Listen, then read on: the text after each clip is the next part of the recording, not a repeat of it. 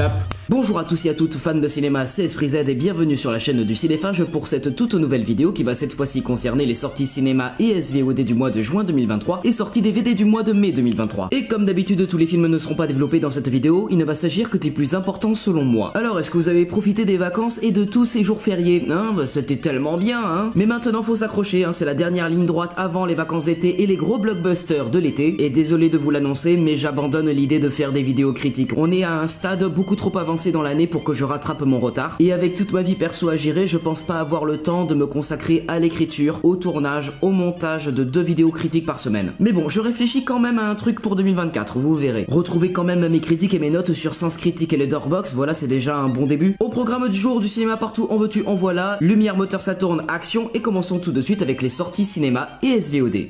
Le 1er juin, je vous propose un film important sur Netflix et il s'agit de A Beautiful Life, un drame romantique musical danois dans lequel Elliot, un jeune pêcheur à la voix extraordinaire, a la chance de sa vie lorsqu'une célèbre productrice de musique du nom de Suzanne le découvre lors d'une fête. Il doit alors décider s'il est prêt à accepter la célébrité, mais aussi à rencontrer l'amour. J'ai déjà vu ce genre d'histoire quelque part. Le 2 juin, je vous propose 3 films importants sur 2 plateformes de streaming différentes. Tout d'abord, 2 films sur Netflix, à commencer par Missed Connection, une comédie romantique philippine dans laquelle une incurable romantique est séduite par un homme qu'elle rencontre par hasard et qu'elle décide de retrouver grâce à une appli. J'ai déjà vu ce genre d'histoire quelque part. Ensuite, Ricos de Amor 2, une comédie romantique brésilienne qui met en scène l'histoire d'amour entre la belle Paola et le charismatique Teto 3 ans après le premier volet. Et afin d'attirer son attention, le jeune homme prétend qu'il est issu d'une famille aisée, un mensonge qui ne sera malheureusement pas sans conséquence. Et dans cette suite, le charmant couple devra affronter divers obstacles qui mettront en péril leur relation. D'un côté, la jeune femme sera confrontée au défi de sa carrière en quittant Rio de Janeiro pour reprendre son travail de médecin bénévole en Amazonie, tandis que Teto, lui, s'efforcera de prouver son amour. Mais qu'est-ce que vous avez avec toutes vos comédies romantiques? La Netflix, on est en juin, c'est plus la Saint-Valentin les gars. Et puis nous aurons un film sur Amazon Prime Video, il s'agit de Medellin, une comédie d'action réalisée par Frank Gastambide, que vous connaissez pour avoir réalisé Pattaya, Taxi 5 et pour avoir réalisé les 2 saisons de Validé, mais il a aussi joué dans quelques films, et c'était d'ailleurs Barbe Rouge dans cette merde d'Astérix et Obélix, l'Empire du Milieu. Tu saisis n'importe quelle occasion de défoncer ce film, toi. Ce film a laissé une blessure profonde qui ne se refermera jamais. Bref, revenons à Medellin. Pablito est un jeune youtubeur fasciné par Pablo Escobar et qui décide de réaliser son rêve en partant à Medellin sur les traces du baron de la drogue. Mais quelques jours plus tard, c'est par une vidéo postée sur ses réseaux sociaux que le monde découvre que Pablito est aux mains de dangereux narcotrafiquants qui exigent une énorme rançon pour le libérer. Plata o plomo. Quoi? Je suis d'accord pour que tu cites des refs, mais fais-le quand tu as vu les films et les séries que tu cites, bordel. Mais ce que les narcos ignorent, c'est que Pablito a un grand frère et que ce grand frère a un plan aussi simple que totalement insensé, monter une équipe, faire une descente en Colombie pour affronter les hommes du cartel et ramener son petit frère sain et sauf. Et au casting, on retrouvera aussi Mike Tyson et Ramzy Bedia que vous connaissez forcément pour son duo avec Éric Judor, mais lui aussi il a joué dans un paquet de films, dont cette merde d'Astérix et Obélix, l'Empire du Milieu. Tu peux pas t'en empêcher, hein. Non, je ne peux pas m'en empêcher, Anonymous, sinon je vais avoir envie de canner. Oh, tu l'as ma blague? Non, allez, reviens, putain, elle était marrante, celle-là.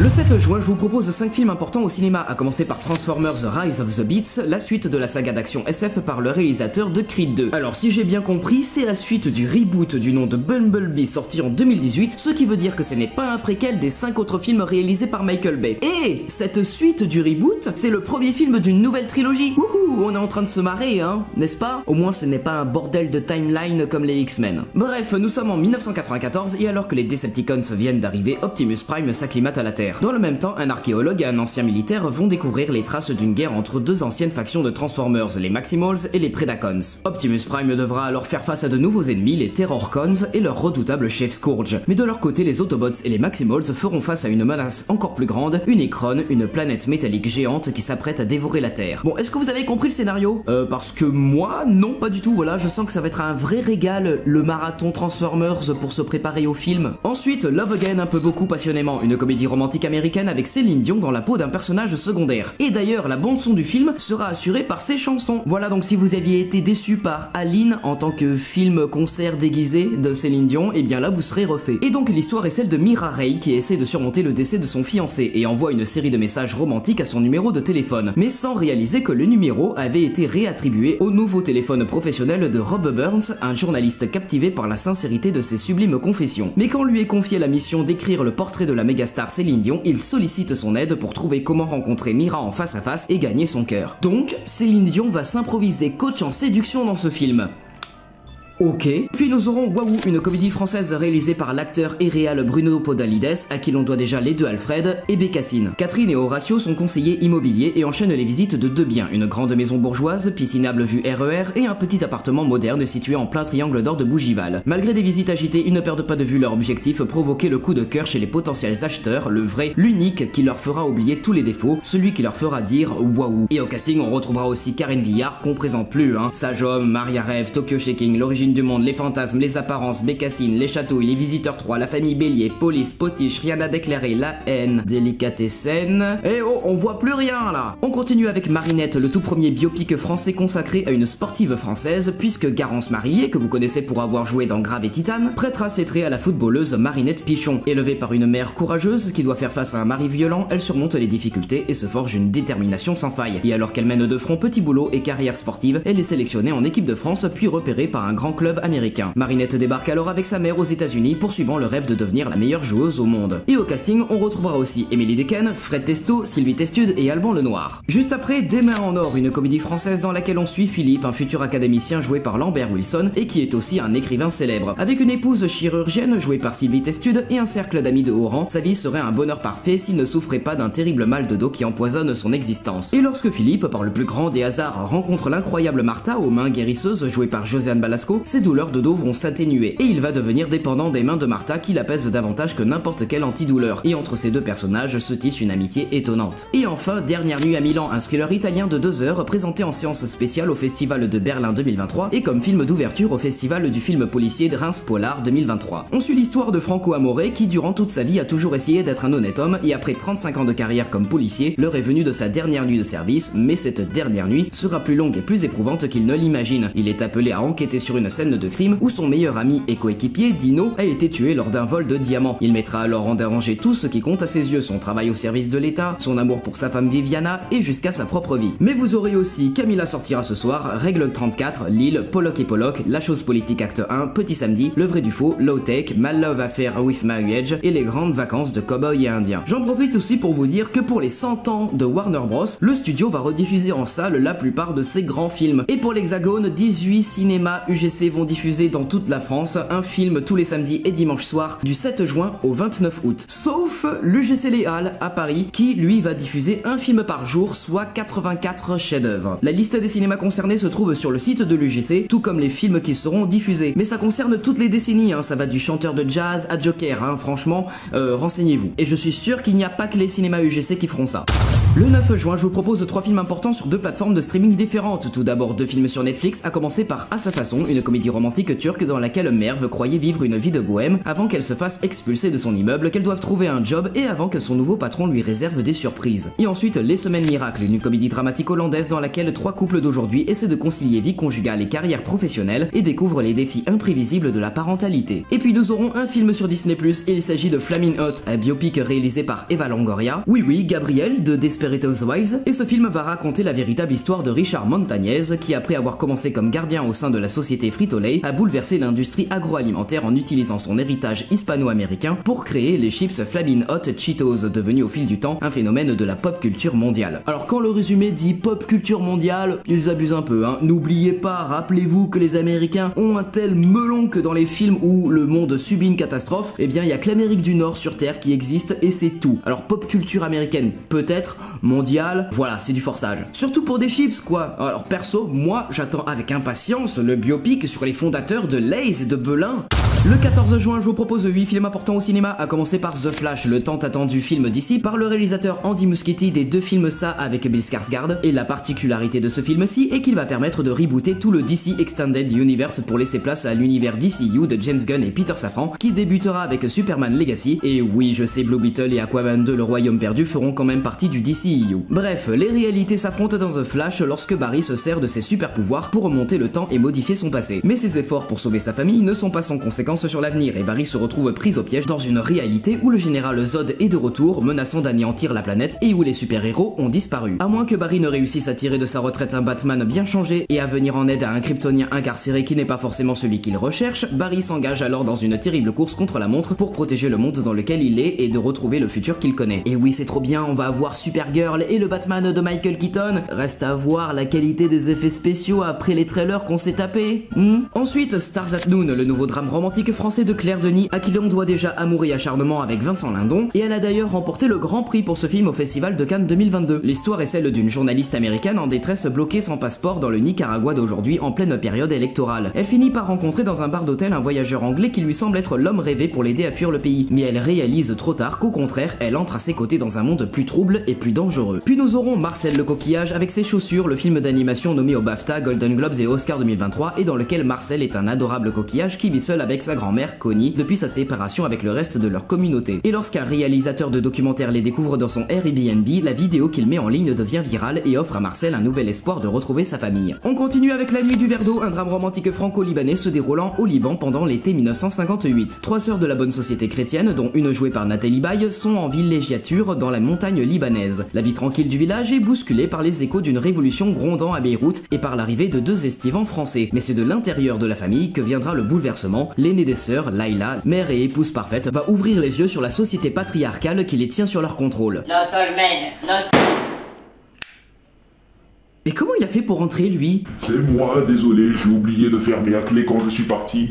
C'est bon, tu t'es calmé au niveau des blagues? Oui, tu peux, vas-y. Mais d'abord, débarrasse le corps, s'il te plaît. Ça sent le mascu toxique d'ici. Juste après, Le Processus de la paix, un drame romantique français dans lequel Marie et Simon, joués respectivement par Camille Chamou et Damien Bonnard, sont profondément amoureux malgré les disputes constantes dans leur vie de couple. Et pour ne pas se séparer, ils se lancent dans une aventure un peu folle, établir une liste de règles qu'ils devront suivre coûte que coûte. Ils l'appellent la Charte universelle des droits du couple. Comment tout contrôler dans un couple afin que ça en devienne limite toxique?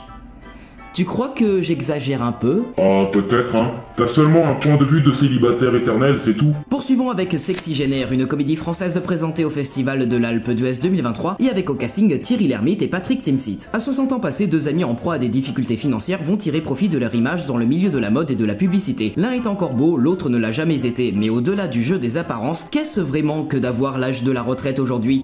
Je sais vraiment pas. À part dire qu'on se fait enculer par le gouvernement, je vois pas du tout. Dans la foulée, nous aurons Carmen, un drame romantique franco-australien avec au casting Paul Mescal, que vous connaissez pour avoir joué dans Aftersun, mais aussi Melissa Barrera, que vous connaissez peut-être pour avoir joué dans les deux derniers films Scream, aux côtés de Jenna Ortega. Et ici, on va suivre Carmen, une jeune mexicaine qui tente de traverser la frontière, mais qui tombe sur une patrouille américaine. Aiden, jeune ex-marine, lui sauve la vie finalement en tuant l'un des siens. Désormais à jamais liés par cette nuit tragique et poursuivis par les forces de l'ordre, ils font route ensemble vers la Cité des Anges. Ils trouveront refuge au cœur de la Sombra Poderosa, un club tenu par la tante de Carmen, jouée par Rosy De Palma, qui leur offrira un moment suspendu grâce à la musique et à la danse. Et enfin Love Life, le nouveau drame franco-japonais de Koji Fukada, qui avait déjà réalisé Le Soupir des Vagues, Fuis-moi je te suis et Suis-moi je te suis. Et dans ce film présenté à la Mostra de Venise 2022, Teiko vit avec son époux Jiro et son fils Keita en face de chez ses beaux-parents. Et tandis qu'elle découvre l'existence d'une ancienne fiancée de son mari, le père biologique de Keita refait surface et c'est le début d'un cruel jeu de chaises musicales dont personne n'en sortira indemne. Mais vous aurez aussi Fifi et Julia. Le 16 juin, je vous propose 3 films importants sur 2 plateformes de streaming différentes. Tout d'abord 2 films sur Netflix, à commencer par Tyler Rake 2, la suite du thriller d'action sorti en 2020. C'est toujours réalisé par le même mec, toujours produit par les frères Russo, et toujours avec Chris Hemsworth au casting. Parce que oui, après avoir miraculeusement survécu aux événements du premier film, le mercenaire australien des forces spéciales Tyler Rake est de retour pour une nouvelle mission périlleuse, extraire de prison la famille martyrisée d'un impitoyable gangster géorgien. Et ensuite Black Clover, l'épée de l'empereur mage, un film d'animation japonais dont j'avais déjà parlé sur la chaîne mais qui n'était pas sorti au moment où je l'avais dit, donc là j'en reparle maintenant. Yuno et Asta sont deux jeunes héros ayant le même rêve, celui de devenir le prochain empereur mage du royaume de Clover. Meilleurs amis et élevés côte à côte, Yuno est doué pour la magie alors qu'Asta est incapable de la manipuler. Yuno lui reçoit le légendaire grimoire au trèfle à 4 feuilles, mais Asta, qui repart bredouille de son examen, voit apparaître un ancien et mystérieux ouvrage noir décoré à 5 feuilles devant lui, et ce grimoire d'anti-magie va leur réserver un avenir plein d'aventures. Et puis nous aurons un film sur Disney+, et il s'agit de Stan Lee, un documentaire dont nous n'avons presque aucune information pour le moment, mais il ne fait aucun doute qu'il rendra hommage à Stan Lee, et on y découvrira le travail extraordinaire qu'il a réalisé pour Marvel, de la création des super-héros de Marvel Comics à ses caméos dans les blockbusters du MCU. Le 19 juin, je vous propose un film important sur Netflix et il s'agit de Take Care of Maya quand l'hôpital fait mal, un documentaire sur un événement étrange quand Maya Kowalski, une enfant de 9 ans, a été admise dans un hôpital de Floride en 2016. Ne comprenant pas la maladie rare de la petite fille, l'équipe médicale a commencé à se demander sur quelle base la famille s'était construite et du jour au lendemain, la garde de Maya a été retirée à ses parents alors qu'ils cherchaient à sortir leur enfant de l'hôpital. Et alors qu'ils se battent pour récupérer la garde, le couple est accusé à tort de maltraitance infantile.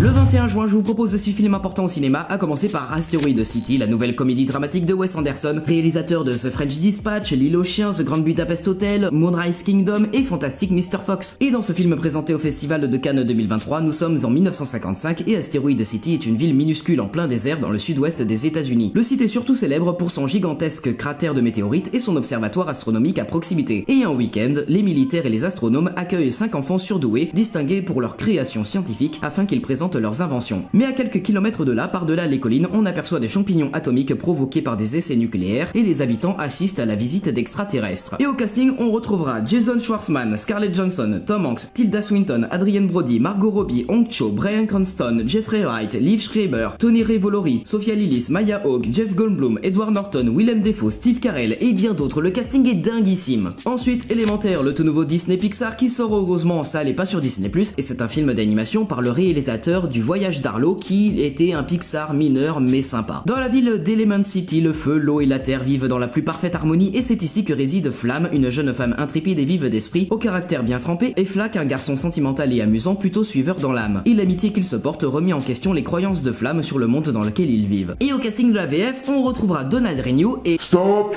Dernière info à la une, les deux protagonistes seront finalement doublés par des star talents, Vincent Lacoste et Adèle Exarchopoulos. Ce qui veut dire que la boîte en charge du doublage français du film n'a pas appris des erreurs du dernier Pixar, Buzz l'éclair, et n'a pas non plus appris du succès de la VF de Super Mario Bros. Le film. Puis nous aurons Sisu, de l'or et du sang, un film d'action finlandais se déroulant en Finlande en 1944. Dans la nature sauvage et hostile de la Laponie, alors occupée par les nazis, un ancien soldat découvre un gisement d'or. Prêt à tout pour sauver son précieux butin, il ne reculera devant rien, quitte à devoir assassiner jusqu'au dernier SS qui se trouverait sur son chemin. Génial, on va avoir un John Wick en mode western contre des nazis, c'est objectivement le film le plus intéressant du mois de juin. On continue avec Le Challenge, une comédie américaine dans laquelle Jennifer Lawrence joue le rôle de Maddie. Sur le point de perdre sa maison d'enfance, elle trouve une offre d'emploi intrigante. Des parents fortunés cherchent quelqu'un pour emmener Percy, leur fils introverti de 19 ans, dans une série de dates avant qu'ils ne partent pour l'université. Et à sa surprise, Maddie découvre vite que Percy est plus surprenant qu'elle ne l'imaginait. Après Céline Dion, c'est Jennifer Lawrence qui s'improvise coach en séduction. Incroyable. Franchement, j'aimerais bien avoir Jennifer Lawrence comme coach personnel. Tu me fais quoi là? Quoi? Tu dormiras sur le canapé lit et moi et Jennifer, on ira sur la mezzanine. Profitez, passez du bon temps. Quelle indignité. Je croyais que c'était les potes avant les meufs.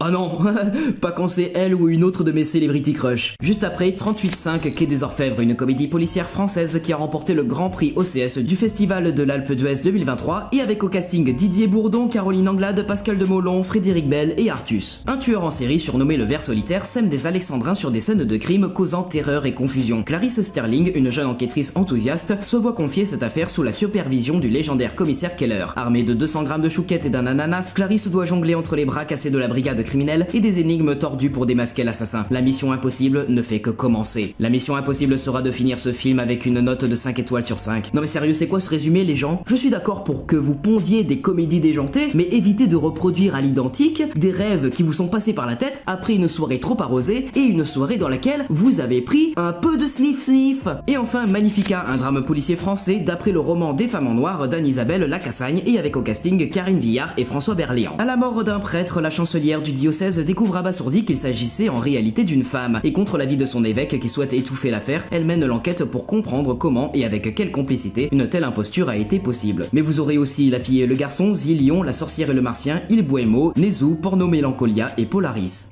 Le 23 juin, je vous propose 4 films importants sur 3 plateformes de streaming différentes. Tout d'abord 3 films sur Netflix, à commencer par À travers ma fenêtre 2, L'amour pour horizon, un film romantique espagnol faisant suite au premier volet sorti en 2022. Après une année sans se voir, Raquel et Ares se retrouvent pour un voyage torride au bord de la mer. Leur amour résistera-t-il à la tentation et aux certitudes? Réponse en regardant le film, ce que je ne ferai pas. Next. Ensuite, tout à fait son style, une comédie romantique et dramatique américaine dans laquelle une éditrice de mode dont la carrière redécolle s'aperçoit que le jeune homme qu'elle a embrassé à une soirée est son nouveau collègue mais aussi le fils de sa patronne. Et enfin, High Number 2, Lord Johannesburg, un film d'action policier sud-africain faisant suite au premier volet sorti en 2015. Lorsqu'un policier infiltré est chargé d'élucider un braquage d'or d'envergure inédite à Johannesburg, il se voit vite contraint de choisir entre sa conscience et la loi. Et puis nous aurons un film sur Amazon Prime Video, et il s'agit de The Covenant, le tout nouveau thriller d'action de Guy Ritchie, qui lui non plus ne sort pas au cinéma comme Opération Fortune russe de guerre, ça fait vraiment chier. Pour rappel, c'est le réal de Snatch, Sherlock Holmes 1 et 2, Code Uncle, le remake Disney Aladdin, The Gentleman et Un homme en colère. Et ici, on va suivre le sergent John Lee, joué par Jake Gyllenhaal, qui lors de sa dernière mission en Afghanistan fait équipe avec l'interprète Ahmed pour arpenter la région. Mais lorsque leur unité tombe dans une embuscade au cours d'une patrouille, Lee et Ahmed sont les seuls survivants, et alors que des combattants ennemis les poursuivent, Ahmed risque sa vie pour transporter Lee blessé en sécurité. Et de retour sur le sol américain, Lee apprend qu'Ahmed et sa famille n'ont pas obtenu la possibilité d'entrer aux États-Unis comme promis. Déterminé alors à protéger son ami et à rembourser sa dette, Lee retourne dans la zone de guerre pour récupérer Ahmed et les siens. Et au casting, on retrouvera aussi Anthony Starr, alias Homelander dans la série The Boys.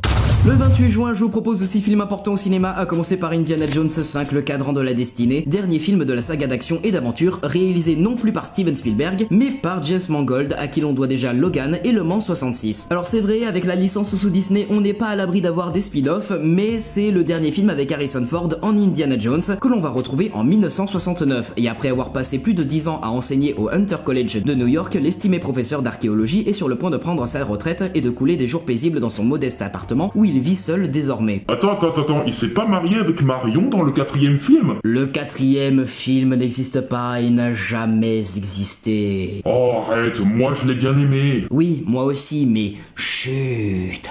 Ne le dis pas, rentre dans le moule, sois un mouton pour éviter de te faire exploser la cervelle par tout le YouTube ciné, et écoute la suite. Tout bascule après la visite surprise de sa filleule Elena Shaw, jouée par l'actrice principale de la série Fleabag, et qui est à la recherche d'un artefact rare que son père a confié à Indy des années auparavant, le fameux cadran d'Archimède, un appareil qui aurait le pouvoir de localiser les fissures temporelles. En arnaqueuse accomplie, Elena vole l'objet et quitte précipitamment le pays afin de le vendre au plus offrant, et Indy n'a d'autre choix que de se lancer à sa poursuite, mais pendant ce temps, l'ancien nazi Reugen Voller, un vieil ennemi d'Indiana Jones joué par Mads Mikkelsen et qui travaille maintenant comme physicien dans le programme spatial américain, a lui aussi ses propres visées sur le cadran, et son horrible stratagème pourrait changer à jamais le cours de l'histoire mondiale puisqu'il compte profiter des fissures temporelles pour corriger les erreurs d'Adolf Hitler. Voilà, et au casting de cette énième virée, présentée en hors compétition au Festival de Cannes 2023, on retrouvera aussi Antonio Banderas et Toby Jones. Ensuite, Ruby Lado Kraken, le tout nouveau film d'animation des studios DreamWorks, dont l'un des deux réalisateurs s'est auparavant occupé du premier film Les Croods, mais aussi du film Vivo sorti sur Netflix en 2021. Âgée de 16 ans, Ruby Gillman est aussi maladroite qu'adorable et elle tente désespérément de trouver sa place au lycée d'Oceanside où elle a l'impression d'être totalement transparente. Elle donne des cours de soutien en maths à un jeune skater dont elle est secrètement amoureuse mais qui n'admire chez elle que sa capacité à résoudre des équations. Et de toute façon, elle ne peut pas fréquenter les élèves les plus intéressants du lycée car sa mère qui la surprotège lui a formellement interdit de se baigner dans l'océan. Mais le jour où elle finit par lui désobéir et brise cette règle d'or, elle découvre qu'elle est la descendante directe de la lignée des reines guerrières Kraken et qu'elle est destinée à monter sur le trône jusque-là occupé par sa grand-mère, la reine guerrière des 7 mers. Les Kraken ont prêté serment de protéger les océans du monde entier de la cupidité et de la vanité des sirènes, leur ennemi juré, et le seul véritable problème pour Ruby est qu'elle va donc devoir s'opposer à Chelsea, la nouvelle la plus jolie et la plus populaire du lycée, qui se trouve justement être une sirène. Et il faudra m'expliquer comment elle est soi-disant déguisée en humaine alors que sa peau est toute bleue. Donc on va peut-être avoir un match Disney DreamWorks à nouveau comme en fin d'année 2022. On avait eu Avalonia l'étrange voyage versus le chapeauté de la dernière quête. Bon, ce sera pas un aussi grand banger que poté, mais hâte de voir ce film mettre des petites piques à la petite sirène. Et c'est vrai que ça sort parfaitement au bon moment. Imagine ce film d'animation sur des kraken fait plus d'entrées et de recettes au box-office qu'un film live-action sur des sirènes. Puis nous aurons Les Vengeances de Maître Poutifard, une comédie familiale franco-belge réalisée par Pierre-François Martin Laval d'IPEF, à qui l'on doit déjà Les Profs 1 et 2 et Gaston Lagaffe. Et ce film va suivre l'histoire de Robert Poutifard, instituteur à la retraite joué par Christian Clavier et qui n'a plus qu'une seule idée en tête, se venger de ses anciens élèves qui ont gâché sa vie. Et pour ce faire, il pourra compter sur l'aide précieuse de sa mère jouée par Isabelle Nanty. Sa mère? Mais Isabelle Nanty a 10 ans de moins que Christian Clavier? J'espère que vous avez forcé sur le maquillage pour que ce soit crédible. On continue avec Passage, un drame romantique franco-britannique présenté au Festival de Berlin 2023 qui va suivre l'histoire de deux hommes qui sont ensemble depuis 15 ans et ce qui se passe quand l'un d'eux a une liaison avec une femme jouée par Adèle Exarchopoulos. Juste après, Farang, le nouveau film d'action signé Xavier Jeance après avoir réalisé Budapest. Ici, Sam est un détenu exemplaire et à quelques mois de sa sortie sortie de prison, il prépare sa réinsertion de manière assidue. Mais lors d'une permission, son passé le rattrape et un accident ne lui laisse qu'un seul choix, la fuite. 5 ans plus tard, il a refait sa vie en Thaïlande où il a fondé la famille dont il a toujours rêvé, mais Narong, le parrain local, l'oblige à plonger à nouveau dans la délinquance et quand Sam veut tout arrêter, Narong s'attaque à sa famille. Sam va alors traverser la Thaïlande pour se venger de son bourreau. Ouais, on est vraiment très loin des enterrements de vie de garçon avec Jonathan Cohen. Et enfin, vers un avenir radieux, la toute nouvelle comédie dramatique de Nanni Moretti après Trepiani en 2022. Et dans ce film présenté au Festival de Cannes 2023, le réalisateur y jouera Giovanni, cinéaste italien renommé qui s'apprête à tourner son nouveau film. Mais entre son couple en crise, son producteur français au bord de la faillite et sa fille qui le délaisse, tout semble jouer contre lui. Toujours sur la corde raide, Giovanni va devoir repenser sa manière de faire s'il veut mener tout son petit monde vers un avenir radieux. Mais vous aurez aussi Elle s'appelle Barbara, Le mur qui nous sépare, Dernière séance à Bucarest, Rheingold, How to Save a Dead Friend, La Sirène, La Maison des Égarés et Chochon, le plus mignon des cochons. Mais je vous propose le même jour un film important sur Netflix et il s'agit de Run Rabbit Run, un thriller horrifique australien dans lequel une médecin spécialiste de la fertilité commence à remettre en question ses croyances sur la vie et la mort lorsqu'elle s'inquiète peu à peu du comportement de sa fille qui affirme avoir des souvenirs d'une autre vie, réveillant alors un douloureux passé familial.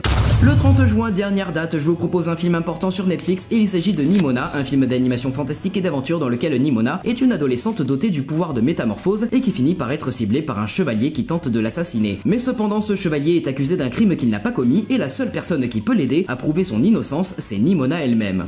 C'est maintenant l'heure de voir ce qu'on a eu niveau sortie DVD depuis un mois. Les sorties DVD c'est tout de suite, c'est maintenant, il y a pas mal de choses, voyons ça, let's go. Quels sont les films qui sont sortis durant le mois de mai 2023 en DVD? La comédie dramatique française cet été-là avec Marina Foïs, le drame franco-belge Aya présenté dans la sélection acide du Festival de Cannes 2021, le drame italo-franco-belge Les 8 montagnes ayant remporté le prix du jury au Festival de Cannes 2022, le film d'animation franco-espagnol Unicorn Wars, le drame français Je m'abandonne à toi, le drame danois Godland présenté dans la sélection Un certain regard du Festival de Cannes 2022, la comédie policière française Le Parfum Vert avec Sandrine Kiberlin et Vincent Lacoste présenté la quinzaine des cinéastes du Festival de Cannes 2022, la comédie dramatique française Les lendemains de veille présentée au Festival d'Angoulême 2021, la comédie musicale française Cœur de rocker avec Mathilde Seigné, Bernard Lecoq et Anne Benoît, le biopic historique franco-italien Caravage avec Riccardo Scamarcio, Louis Garrel et Isabelle Huppert, le thriller français Les Survivants avec Denis Ménochet présenté au Festival d'Angoulême 2022, le thriller dramatique franco-italien Nostalgia présenté au Festival de Cannes 2022, la comédie dramatique espagnole Venez voir par le réalisateur de Eva en août, le drame romantique français 16 ans présenté au Festival d'Angoulême 2022, la comédie dramatique française Les Cadors avec Grégoire Ludig, Jean-Paul Rouve et Michel Blanc présenté au Festival d'Angoulême 2022, la comédie franco-belge Les Cyclades avec Laure Calamy présenté au Festival d'Angoulême 2022, le drame romantique français La Passagère avec Cécile de France et Félix Lefebvre présenté au Festival d'Angoulême 2022, le drame franco-suisse La Ligne avec Valérie Abrudi-Tedeschi présenté au Festival d'Angoulême 2022 et au Festival de Berlin 2022, le drame français Les Rascals présenté au Festival de Deauville 2022, le drame franco-italien L'Immensità avec Penelope Cruz et présenté à la Mostra de Venise 2022, le drame historique et romantique franco-italien L'Envol avec Louis Garrel est présenté à la quinzaine des cinéastes du Festival de Cannes 2022, le drame de guerre historique franco-sénégalais Tirailleurs avec Omar Sy et Alassane Diong est présenté dans la sélection Un certain regard du Festival de Cannes 2022, la comédie française Le Clan 2 et avec Eric Fraticelli, le film d'aventure historique franco-luxembourgeois La guerre des Lulus, la comédie française Youssef Salem a du succès avec Ramzi Bedia et Noémie Lvovsky est présenté au Festival d'Angoulême 2022, le drame hispano-italien Nos Soleils qui a remporté l'Ours d'Or au Festival de Berlin 2022, le film horrifique Terrifier 2 de Damien Léon, le film fantastique britannique She Will présenté au Festival de Gérardmer 2022, le drame franco-islandais Grand Marin, la comédie dramatique romantique française Mourir à Ibiza, un film en 3 étés, le thriller d'action Opération Fortune, russe de guerre de Guy Ritchie avec Jason Statham, Aubrey Plaza, Cary Elwes et Hugh Grant dispose aussi sur Amazon Prime Video, le drame britannique Vivre avec Bill Nighy, nommé 2 fois aux Oscars 2023 et présenté en hors compétition à la Mostra de Venise 2022, le thriller d'action Mayday avec Gérard Butler, le film horrifique britannique L'Emprise du démon, le film historique français Vaincre ou mourir et enfin la comédie dramatique irlandaise Les Banshees d'Inisherin avec Colin Farrell, Brendan Gleeson, Kerry Condon et Barry Keoghan, nommé 8 fois aux Oscars 2023, qui a remporté 4 prix au BAFTA 2023, 3 prix aux Golden Globes 2023 et qui a été présenté à la Mostra de Venise 2022 où il a remporté le prix du meilleur scénario et de la meilleure interprétation masculine. Et voilà, c'est la fin de cette vidéo rétrospective des sorties cinéma et SVOD du mois à venir et sorties DVD du mois dernier. J'espère que cette vidéo vous aura plu et si c'est le cas, et ben vous savez quoi faire, vous likez, vous commentez, vous partagez, vous vous abonnez à la chaîne et à mes réseaux sociaux. Vous pouvez aussi me soutenir en devenant membre de la chaîne en souscrivant à un abonnement. Et quant à moi, je vous souhaite un bon mois de juin, voilà. Vivement l'été qui commence à pointer le bout de son nez, exactement comme le soleil et les moustiques. Alors oui, allez à la plage, mais n'oubliez pas les bangers cinématographiques qui vont sortir dans les prochains mois. On n'oublie pas, sortez prendre l'air, allez au cinéma et n'oubliez pas votre joie de vivre. C'était Esprit Z et vous étiez sur la chaîne du Cinéphage. Coupé. Et devinez qui va aller voir le film The Flash au Grand Rex à Paris, en avant-première le 9 juin, 4 jours avant tout le monde?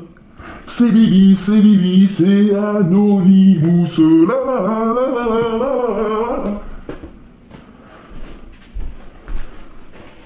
Pourquoi je me réjouis d'aller voir un film qui a des effets spéciaux aussi moches que de ceux d'Ant-Man Quantumania?